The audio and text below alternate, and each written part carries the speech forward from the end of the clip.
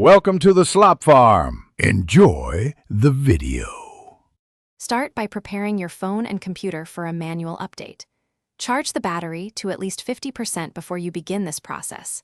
Back up all data, because unlocking the bootloader will wipe the phone and remove accounts. On your computer, install Android SDK platform tools and verify a DB and fastboot run from a terminal.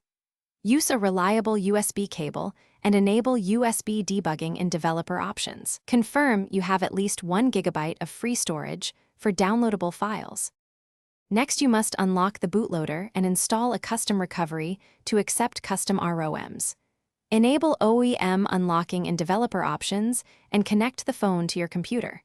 Reboot into bootloader mode and use fastboot to unlock the bootloader, which will factory reset the phone. After unlocking, flash a custom recovery, such as TWRP, using fastboot flash recovery. IMG. Verify the recovery boots and avoid booting the regular system before flashing a ROM to prevent OEM relocking.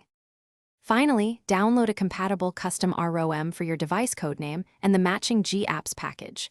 Verify checksums and place the ROM and GApps on the phone or prepare to sideload over a DB.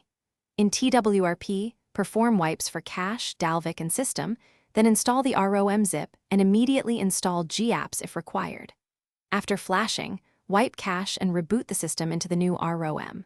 Once the system boots and is stable, restore your backed up data and reconfigure accounts and security settings. Thanks for watching. Consider subscribing if we helped you today.